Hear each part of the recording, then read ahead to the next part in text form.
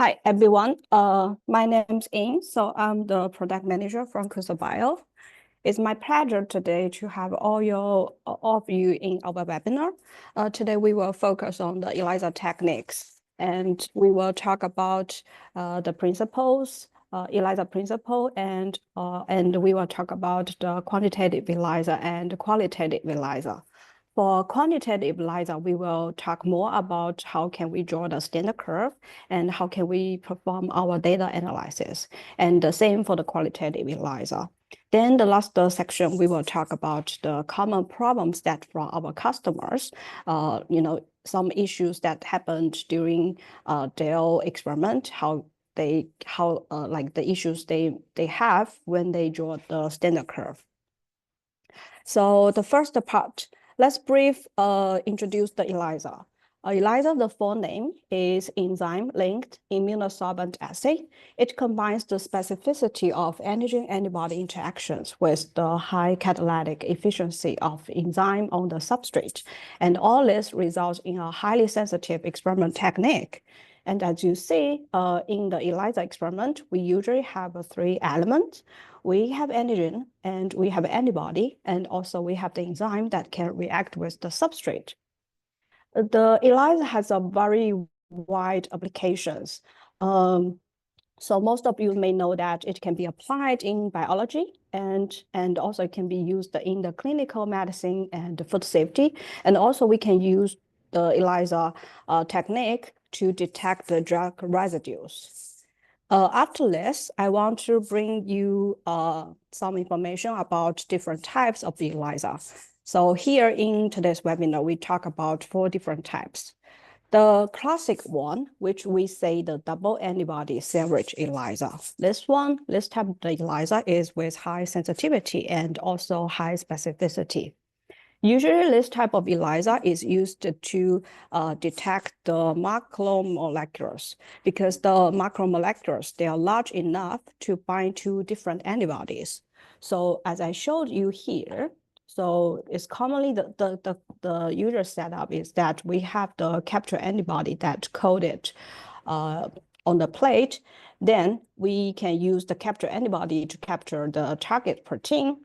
Then after that, we can use the second enzyme conjugated antibody to bind to the target protein. Then after we have the substrate, the conjugated enzyme will react with the substrate.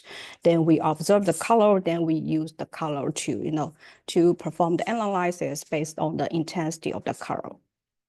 So this is the common setup of the sandwich ELISA, and actually this one is pretty classic. Then the next type of ELISA I will introduce is the competitive ELISA. For the competitive ELISA, so here in this one, we have 2 antigens. So we have the antigens from the sample, and we also have the HRP conjugated antigen. These 2 antigens, they will compete for the binding site on the immobilized antibody. So they compete for the same binding site. So this type of the ELISA is best for the detection of small molecules, such as the hormones and the drugs. And because both of the antigen, they compete with the same antibody, so the signal that you saw actually is inversely corresponding to the concentration. So what I mean here is that if the sample antigen, the concentration is high, then the intensity that you got will be low. So you see the relationship is inverse. The third type of the ELISA I will introduce is the indirect ELISA. This is the type of ELISA we usually use to detect some specific antibody. So see, we have the antigen immobilized on the surface. Then we have the primary antibody will bind to the immobilized antigen. Then we will add the enzyme-labeled secondary antibody to detect the primary antibody. After we have the substrate, we have the color developed, and then we can analyze the result. The last type of the ELISA I will introduce is the capture ELISA. Capture ELISA, this type is widely used in biomedical research and diagnostics. So it's pretty high specificity, and also the sensitivity is also high. it can reduce some interference and it can eliminate the competing molecules. So for example, if in our serum samples, we have different type of the IgG, the antibodies, right? And if we need to detect the IgM, we must exclude the IgG. We must exclude the interference of IgG. So like the setup here, we first immobilize the anti-human IgM antibody on the solid phase. Then we can allow the IgM antibodies from the serum samples to be captured with this anti-human IgM antibody. Then after that, we add the specific antigen to bind to the immobilized specific IgM. After we add another specific antibody, we can add the substrate, and then finally we have the result. So you see, the feature we have here is that we first immobilize the anti-human IgM antibody first, then we can exclude the interference from the IgG in the serum samples. And also, I will say for this type of ELISA, the flexibility is pretty good because this type of ELISA can be adapted to diverse targets. You can switch the capture antibody, you can switch the detection antibody to get your to achieve the purpose of your experiment. So the flexibility is pretty good. After I introduce the basic idea about the ELISA, let's move on to the next section, the quantitative ELISA. And in this section, we will talk more about the standard curve, how we draw it, and how after we get the equation from the standard curve, how can we calculate the concentrations. As the final step in the ELISA, usually we got a lot of result, right? The detection result, the OD values. And it's crucial for us to construct a standard curve to calculate the concentration. And in CUSABIO, we typically use the software called the Curve Expert software to create the standard curve. And actually in our website, the 3w.cusabio.com, we have a technical resource section there. You can go to that section, and we have a ELISA operation video and data analysis page there. And you can access the download page to get the free software to construct the standard curve. And in addition to that, in our YouTube channel, we also have a video that can show you how to make an ELISA standard curve. And it's the step-by-step video. So if you're interested about it, just go to our channel and take the video there. But here, I will say something about the data analysis for the sandwich ELISA. And it's a pretty short clip that I got from our YouTube video, and it briefly explained how to create a standard curve. So here, so this is a free clip. Here, I already downloaded the video, and you see that we can just run the app and have the interface of the curve expert here. We have the X values and we have the Y values. We can directly copy the data that from the Excel sheet and then paste it to the interface. So see, this is the data. And you can just directly copy what you got from your experiment and then quickly paste all the data to the interface. Then after that, there's a button called running. So you click the button, and then you can run the curve finder. The software will apply all the models, and it will find the most fit curve for the data set that you input. And also, because there are a lot of models, right? So usually the software will rank all the models, and it will find the top one.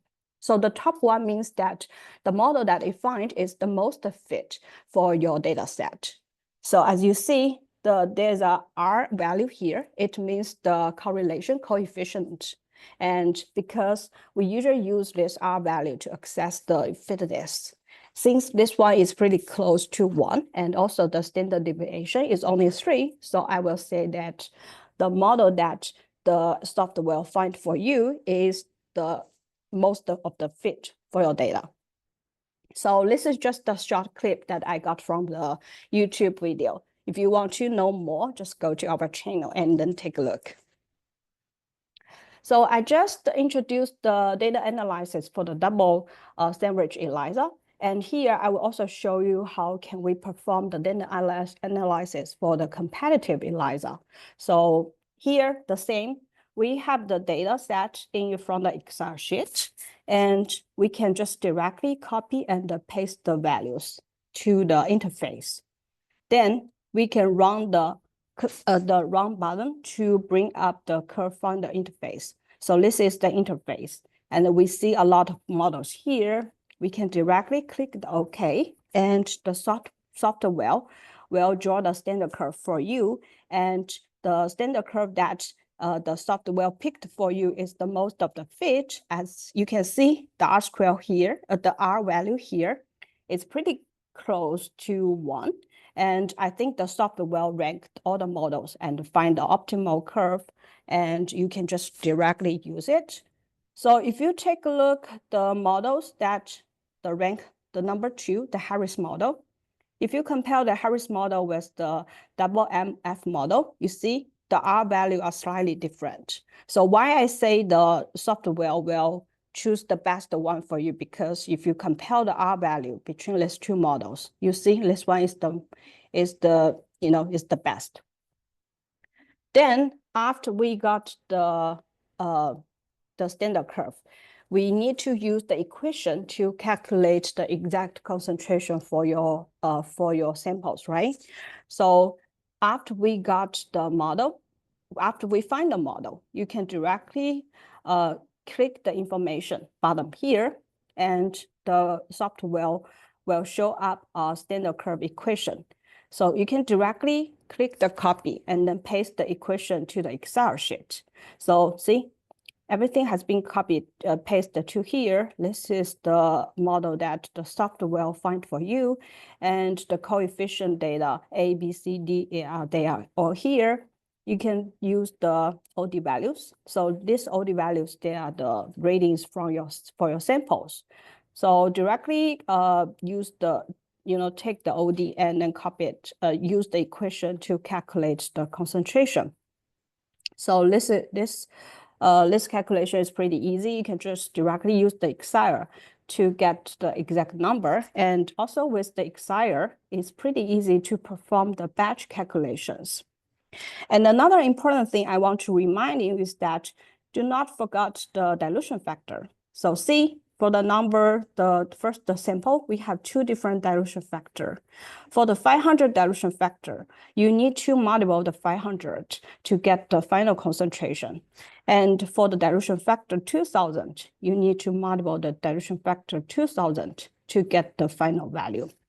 So yeah, so I already showed you how we can use the software to create the standard curve for the competitive ELISA, and how you can use the equation that we got for the standard curve to get the exact concentration.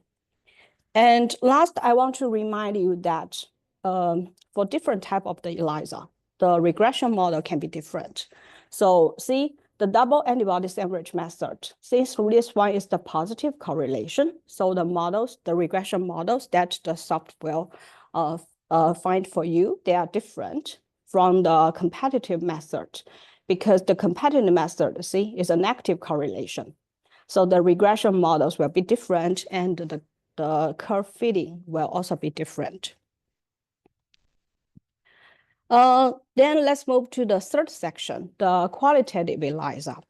Different from the quantitative ELISA, the qualitative kit is designed to determine whether a sample is a positive or negative for a specific analyte. So actually, it will not provide exact concentration, and it's not relying on a standard curve. Usually, the distinction between positive and negative is made by compare your ratings with a cutoff value. So this is the judgment criteria that I got from our data sheet for this ELISA kit. The kit is the human anti-hepatitis B virus surface antibody, and this is the catalog number. In the data sheet from this kit, the judgment criteria told you that we need to, in order to calculate the valence of the Q-man of the surface antibody, we need to compare the sample rating with the control rating. If the sample rating relative to the negative rating, if the ratio is greater than or equal to 2.1, then we will say that the result is considered to be positive. If the sample rating relative to the negative rating, if the value is less than 2.1, then we will consider the result to be negative. So let's use the same kit to show you a case, how to analyze it. So as I showed you, the judgment criteria, we based on the 2.1 to make the decision. So we need to do our calculation first. According to the formula that I set, we need to calculate the cutoff value first. And the list cutoff value is 2.1 times the negative control. So here is some data that from our kit. And these two, they are negative controls. So let's take the average and multiply the 2.1 to get the cutoff value. So 2.1 multiple the average negative control. The number we get is 0.28875. This value actually is the cutoff value. And next we need to do is to compare the sample rating with this cutoff value. And based on that comparison, we can determine whether the sample is positive or negative. So let's start the case. For the first sample, you see the OD rating, the OD value here is 0.6829. And we compare this value with our cutoff value we just calculated. This value is greater than the 0.28875. So for the first sample, we will consider this sample is positive. Then let's take a look at the next one, the second sample. The second sample, the rating is 0.2338, right? And we compare it to the cutoff. Actually, this one is less than the 0.28875.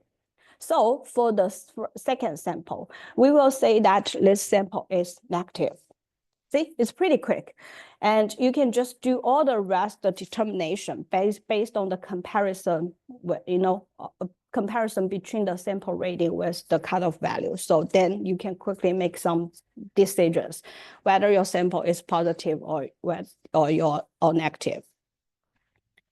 So the qualitative ELISA kit is quite easy. It's not relying on the standard curve, and you do not get the exact concentration. So pretty different from the quantitative one. Then for the last section, let's talk about some real issues that you may have when you're using the software that I just introduced. The first common problem that we got from our customer is sometimes it's about the software itself. So the software will crash during the process of drawing the standard curve. So this is because sometimes the data is not that optimal, or let's say not optimal. It may not be able to be plotted as a curve. So you see the software itself, they have a lot of built-in models.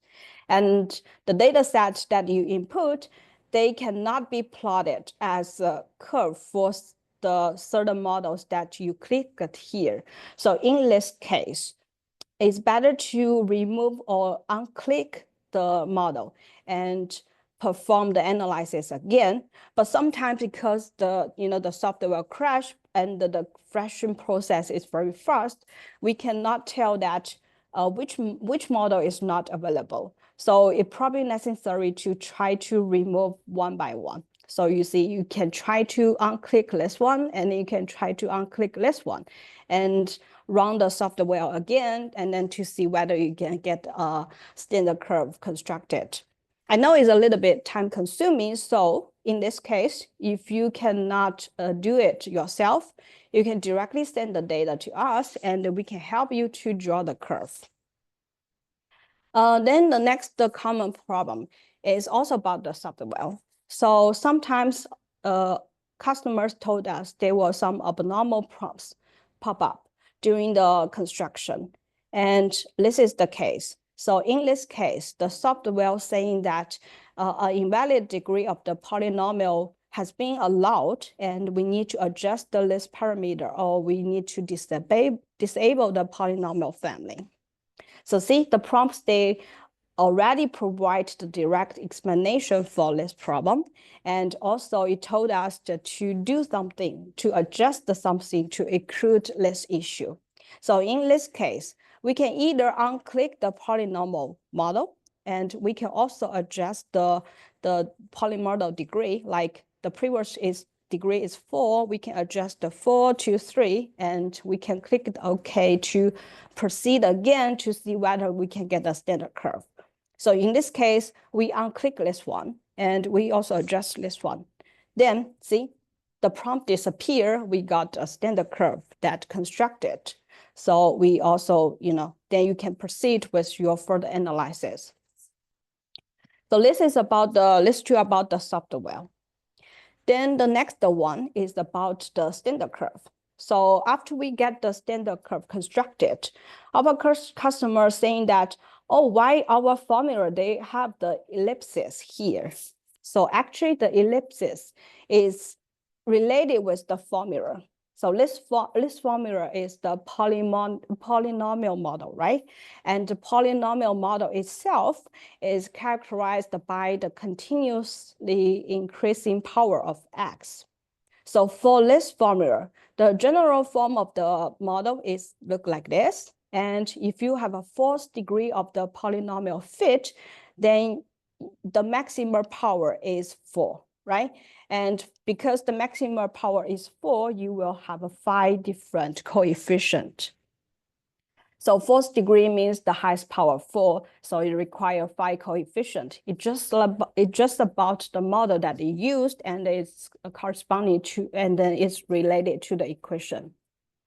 So, and just give you another example. If the degree is not 4, if it's 3rd degree, then you will have 4 different coefficients, and the highest power of your formula is 3.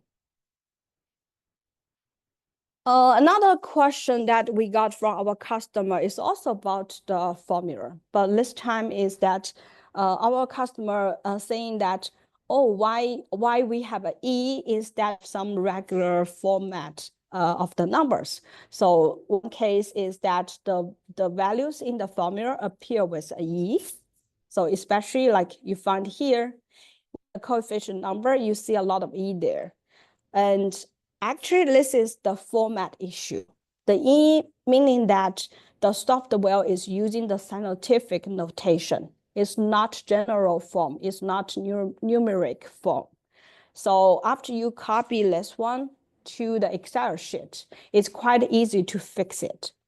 So you can select all the target cells and right-click and then format the cells again.